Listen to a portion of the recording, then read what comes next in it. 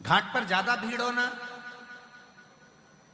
ज्यादा भीड़ हो, बिल्कुल जब सब भीड़ चली जाए, गंगा यमुना मैया अकेली रहे, तब शांति से चले जाओ, स्नान कर कर आ जाओ। भीड़ वाली जगह पर अपने को जाना ही नहीं।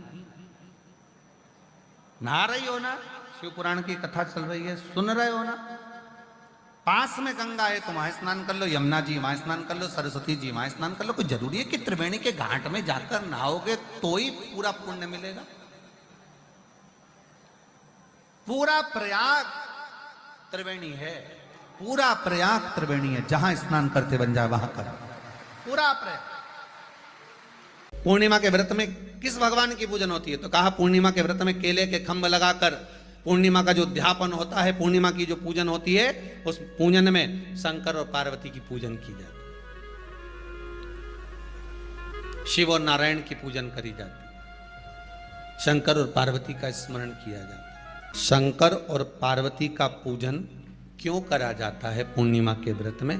क्योंकि शिव और माता पार्वती ही केवल एक ऐसे हैं जिन्होंने अपूर्ण लक्ष्मी को भी पूर्ण बना दिया था। किसको पूर्ण बनाया है? लक्ष्मी।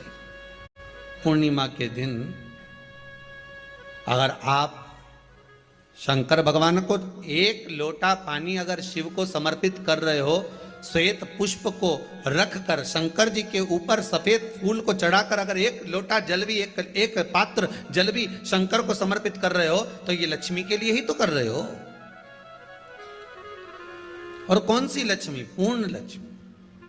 जिस नारी का पुत्र पति बहुत बीमारी से ग्रसित हो, लग रहा हो कि ये मेरा बेटा बहुत बड़ी बीमारी में घिरा हुआ है, तो नारी को कितने व्रत करना चाहिए? स्वयं भगवान कृष्ण ने माता यशोदा को द्वापर में भी बताया है कि पूर्णिमा के 32 व्रत होते हैं, पर उसका कोई उद्यापन नहीं करा, कोई संकल्प नहीं लिया गया कि मैं 5 करूंगी कि 16 करूंगी कि 25 करूंगी कि 31 करूंगी कि 21 करूंगी।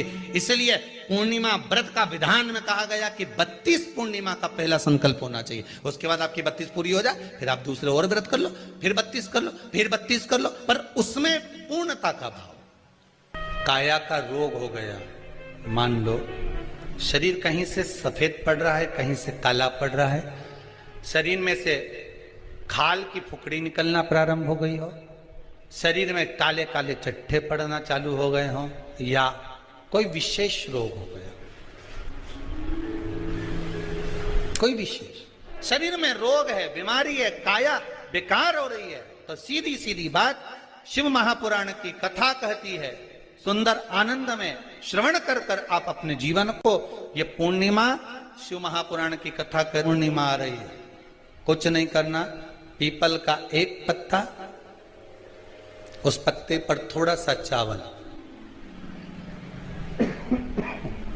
थोड़ा सा चावल,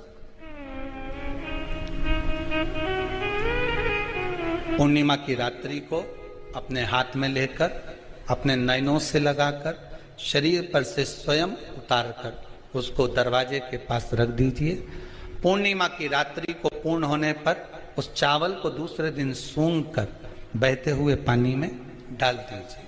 महाराज कितने भी रोग से ग्रसित हो गए, पीपल का एक पत्ता 52,000 ब्राह्मण की साक्षी कराता है। महाराज बहुत ध्यान देना, पीपल के वृक्ष में स्वयं नारायण का, मेरे कृष्ण का वास है। स्वयं भगवान गीता के अंतर्गत कहते हैं कि मैं पीपल का वृक्ष हूं, नारायण उसी में। 52,000 ब्राह्मणों का वासा एक पीपल के पत्ते में होता है। और आपको पहले भी कथा में कहा, गाय, ब्राह्मण, बहन, बेटी, ये सब काल का हरण करने वाले होते, काल को हरने वाले हो, रोग को मिटाइए। शिव का स्मरण करो। पूर्णिमा के दिन चावल का एक आखा दाना, आखा दाना जानते हो? पूरा, खंडित चावल नहीं। कितना चावल? एक दाना चावल का शंकर भगवान के शिवलिंग पर समर्पित करिए एक बेलपत्र जिसका डंडी का मुख अपनी ओर हो, जहां से चावल चढ़ाया है, उस चावल के ऊपर अपनी कामना कर कर रख दीजिए और चंद्रमौली भगवान का स्मरण करिए। कौन से भगवान? शंकर भगवान का सर्वश्रेष्ठ सुंदर नाम है चंद्रमौली। चंद्रमौली भगवान का स्मरण करिए, अपनी कामना कर कर